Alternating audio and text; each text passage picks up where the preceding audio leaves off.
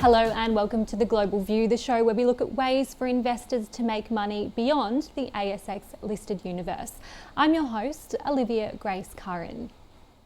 Australia may be exempt from US tariffs on steel. Prime Minister Anthony Albanese says he's spoken to US President Trump, who has agreed to consider an exemption for Australia over steel and aluminium tariffs. He's quoted saying it was a very constructive and warm discussion with President Trump. Over the weekend, President Trump said he will introduce new 25% tariffs on all steel and aluminium imports into the US, on top of existing metals duties, in another major escalation of his trade policy overhaul. The US dollar strengthened along with gold after US President Donald Trump warned of more tariffs, including on steel and aluminium. However, investors appeared to take the news in their stride, although shares in European and Asian steelmakers fell.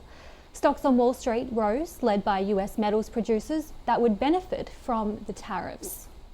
Shares rallied in steel producers such as Nucor and Steel Dynamics, while Century Aluminium and Alcoa also benefited.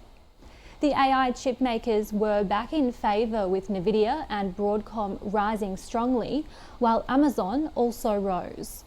McDonald's shares surged after the hamburger chain posted a surprise rise in its global comparable sales in the fourth quarter.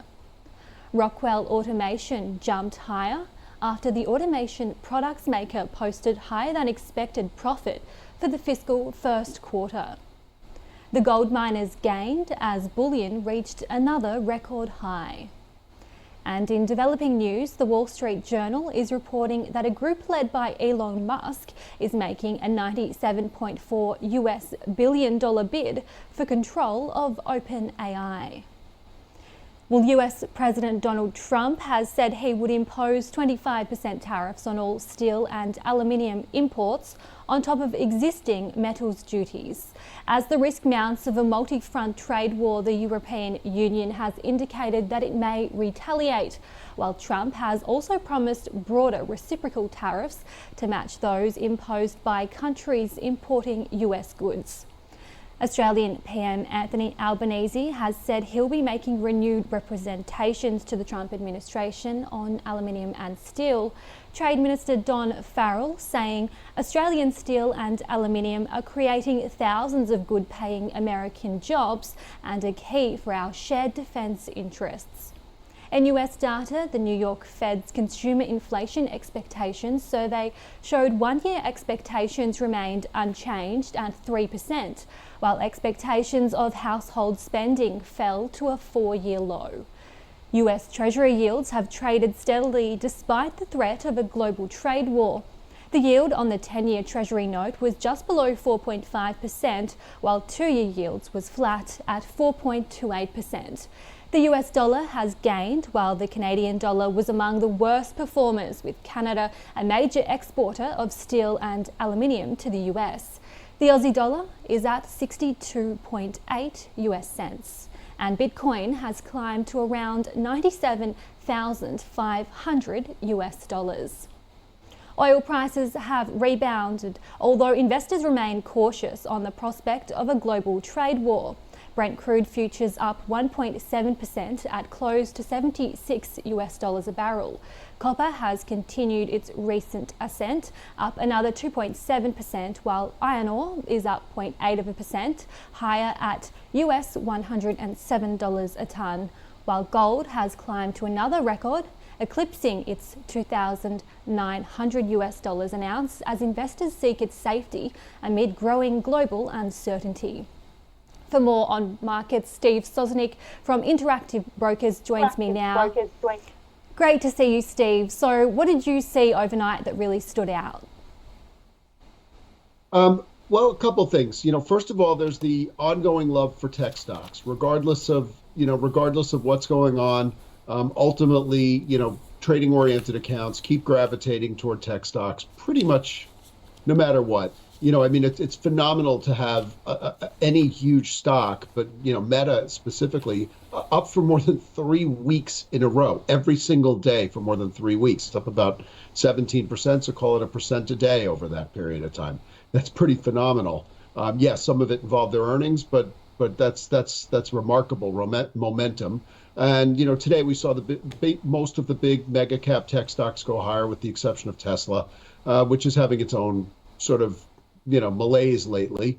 A lot of big news came out after the close or around the close, because you mentioned the OpenAI story, which is not a public company, but now we're hearing that Sam Altman has already rejected Musk's bid. I don't think the two of them have any love for each other at this point. And I just saw a headline go by that Trump signed the steel tariffs, the steel and aluminum tariffs, and there were no exceptions: no Canada, no Mexico, no Australia. So this is going to be a feature of what we're going to have here. I think traders continue to be very enthusiastic. Investors seem to be a little more cautious, but still basically enthusiastic. And the rest of us and everybody else is just going to be sort of hinging upon news stories that come and go with the news flow from a very fast moving administration. It's only 21 days old, mind you. And what have you made from the earnings that have come out over the past few hours? Well, I think in general, this earnings season has been a good one. For the most part, most of the companies beat their numbers handily. I believe it was about 80% of S&P 500 companies beat their posted estimate. Now, that sounds fabulous until you put in perspective that it's usually somewhere between 75 and 80%, which raises the question of, are the companies that good, or are the companies that good at managing their businesses, or are they better at managing their analysts, and so, or some of each? But what it meant was we've seen a little bit of pullback in guidance. Some of that because the fourth quarter was so good, it becomes a little harder for these companies to exceed, the guidance in 2025. But not enough really to dissuade investors into thinking that this was a difficult environment, or that there's anything really concerning in the earnings season.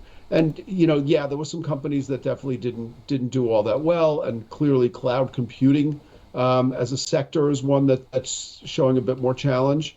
Also, we have to, we're starting to wonder if investors are getting a little bit fatigued of some of these big cap tech companies spending billions and tens of billions, if not, or even in the case of Amazon, like $100 billion on AI developments that, have yet to really bear fruit in terms of profits and productivity.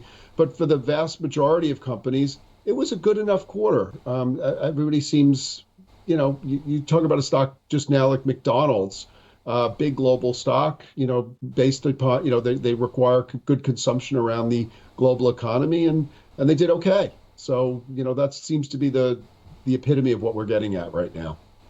And we've got a runaway gold price. What can you see influencing this reaching the $3,000 mark? A couple of things. One of the things, gold is funny because sometimes it acts like a hedge. Sometimes it just basically acts like an anti-US dollar. It's definitely not doing the latter, because the US dollar, as you mentioned at the top of the report, is doing well against several major currencies. So that's not it this time. So it probably is a bit more of a nervousness hedge, both from investors, but also from central bankers. There have been anecdotal reports that a lot of central banks are starting to move, let's say, feature US dollars less as one of their reserves, and feature gold more. Specifically, China is one of the places that's been mentioned, but it wouldn't surprise me otherwise. And so once traders see this, it starts to get a life of its own. And the chart you showed before started to look like a bit of a parabola, which sort of gets you into almost runaway levels. I can't predict that because gold is too global. It's too it's too much of an obvious commodity. But all commodities and all stocks do get into these phases where they occasionally can go parabolic.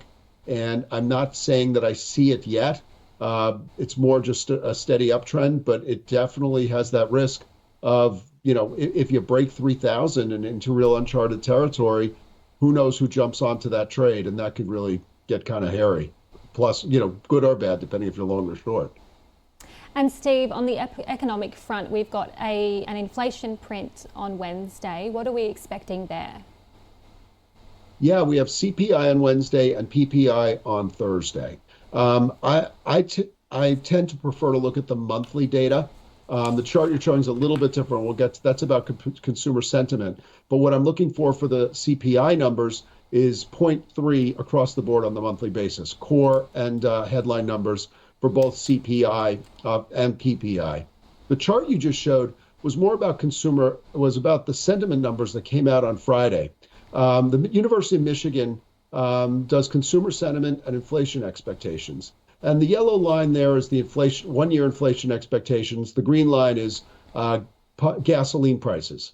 And typically they're pretty well anchored to each other. You had a little bit of a difference in 21 and 22 where markets went crazy, but for the most part, over time, they tend to follow each other.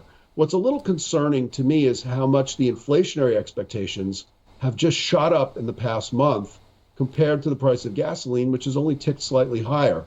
When you combine that with the fact that the Michigan numbers on Friday came out much worse than expected, 67 and I think 70 or 71 was expected, you have to wonder what's going on in the minds of a lot of consumers. You had job numbers in the morning that were, by all accounts, good.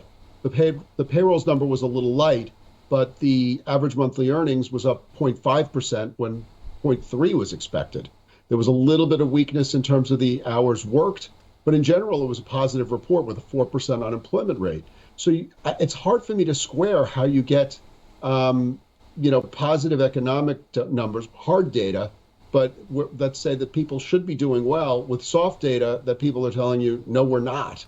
And I think that's really going to be one of the factors we have to watch for in the near term. The jobs numbers took the Fed out of the equation in the short term, but I think we have to figure out who's right. Why are people getting a bit nervous again, in spite of the fact that the economic conditions don't necessarily justify that, at least the backward-looking ones. Great to have you on AusBiz, Steve Sosnick from Interactive Brokers. And just before we go, getting one final check on where the local market is set to open. SPI futures up 29 points. That does it for this edition of The Global View. Stay with us, the open is coming up next.